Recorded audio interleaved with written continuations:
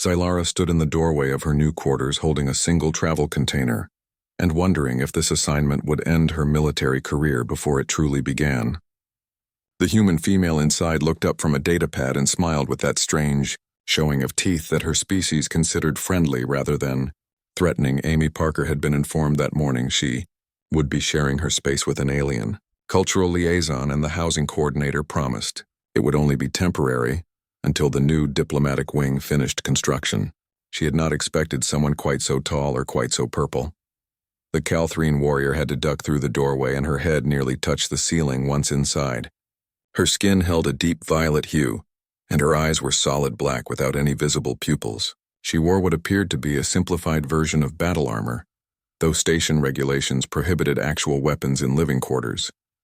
Amy gestured to the empty side of the room where a bed and storage unit waited. Zylara moved with careful precision as if worried her movements might break something. Everything in the space seemed designed for creatures much smaller and more fragile than herself. The first week passed with awkward silence and careful avoidance. Zylara would wake before dawn for combat training in the station gym, while Amy preferred to sleep until the last possible moment before her engineering shift. They crossed paths mainly in the shared kitchen area where Zylara would consume nutrition bars designed for her species. Metabolism, and Amy would grab whatever quick meal she could assemble. On the 8th day, Amy returned from work to find Zylara crouched in the corner of their common area with her hands positioned in a striking pose.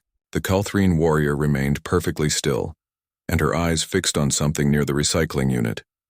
Amy dropped her tool bag, and the sound made Zylara's head snap around with inhuman speed. The warrior pressed one long finger to her lips in a gesture she had learned meant silence among humans. She pointed toward the corner where a small round cleaning drone quietly worked on the floor panels. Before Amy could speak, Zylara lunged forward with a speed that seemed impossible for someone so large.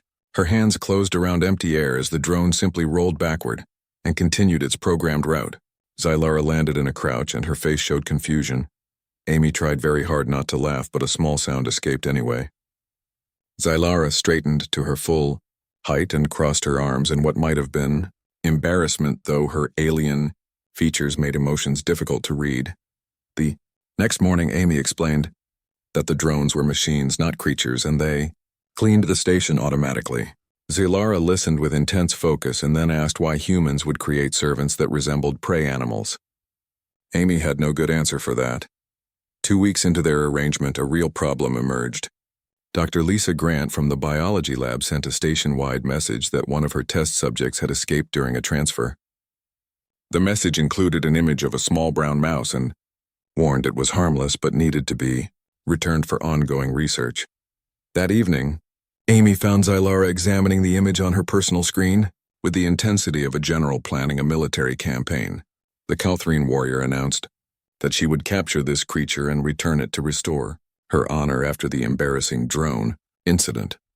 Amy tried to explain that it was not necessary, and that maintenance would probably find the mouse within a day or two. Zylara would not hear of it. In her culture, allowing a threat to remain in one's territory was a sign of weakness. The fact that the mouse posed no actual threat seemed irrelevant to her. The hunt began that night. Zylara obtained permission to use non-lethal capture equipment from station security. She set up a complex network of sensors in their quarters and the surrounding corridors. She spent hours studying Earth rodent behavior from the station database. She prepared 3 different types of traps based on various hunting techniques from her home world. 3 days passed without success. Amy would return from work to find Zylara repositioning sensors or adjusting trap configurations. The warrior's frustration became more visible each day. On the 4th morning, Amy woke to find Zylara sitting on the floor surrounded by deactivated equipment and looking defeated. Amy felt genuine sympathy despite finding the entire situation somewhat absurd. She made her usual breakfast and noticed they were out of the protein bars Zylara preferred. Without thinking about it, Amy prepared extra portions of her scrambled eggs and placed a plate in front of her roommate. Zylara stared at the yellow mixture with suspicion. Amy explained it came from bird eggs and was a common human breakfast food. The Calthrine warrior took a small bite with obvious hesitation. Her solid black eyes widened and she immediately took another larger bite. By the time Amy finished her own plate, Zylara had consumed everything offered and looked disappointed there was not more. She declared it the most interesting food she had encountered since arriving at the station and asked how humans had discovered such a preparation method. Amy laughed and explained that cooking eggs was one of the most basic skills humans learned. Zylara seemed genuinely amazed that something so simple could be so satisfying. She asked if Amy would teach her to prepare them. That evening, after their respective shifts, they stood together in the small kitchen. Amy showed Zylara how to crack eggs without getting shell fragments in the bowl, and how to whisk them until the mixture became uniform. She explained about heat control and timing and the importance of not walking away during cooking. Zylara followed every instruction with the same intense focus she had given to hunting preparations. When she produced her first successful batch, she looked more proud than Amy had ever seen her. The warrior insisted they celebrate her accomplishment, though celebration in this case meant sitting together and eating eggs while Zylara asked dozens of questions about human food culture. During their conversation, Amy noticed movement near the storage unit. A small brown shape darted along the wall and disappeared behind a container. She casually stood and retrieved an empty box from the recycling bin. She placed a few cracker crumbs inside the box and propped it up with a thin piece of plastic, leaving a small gap at the bottom. Zylara watched with confusion as Amy returned to her seat and continued eating. Within 10 minutes, the mouse emerged again and moved toward the cracker crumbs. It entered the box and Amy pulled a string attached to the plastic support. The box fell flat and trapped the mouse inside. The whole capture took less than 30 seconds.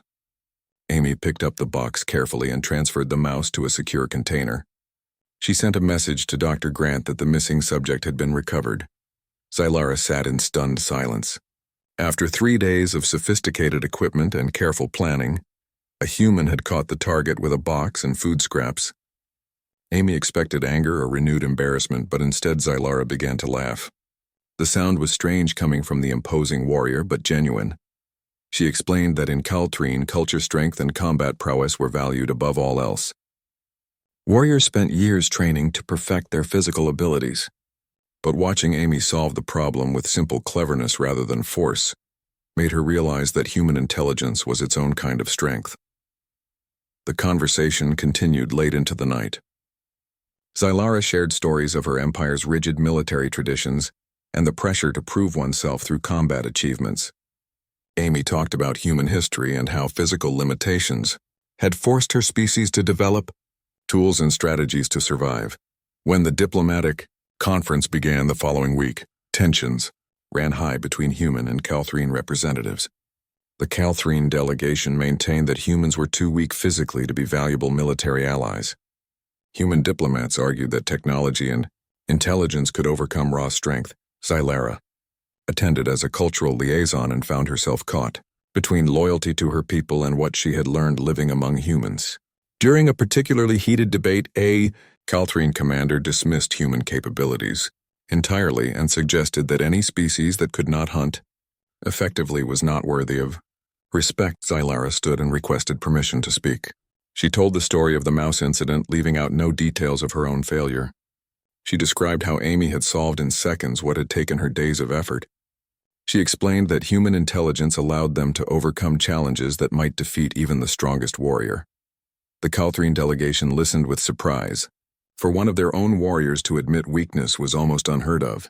But Zylara continued and argued that recognizing different types of strength was itself a form of wisdom. She suggested that an alliance between Calthrine physical prowess and human ingenuity would be more powerful than either species alone. The human diplomats remained quiet and allowed Zylara to make the case. By the time she finished, even the most skeptical Calthrine officers seemed thoughtful. The conference did not end with complete agreement, but the tone shifted from confrontation to genuine discussion. When Zylara returned to their quarters that evening, she found Amy preparing dinner. Without asking, Amy had made a large batch of scrambled eggs. Zylara smiled in that way she had learned from humans and sat down to eat. The new diplomatic wing opened 3 months later, but neither Amy nor Zylara requested a transfer. They had developed a comfortable routine and genuine friendship.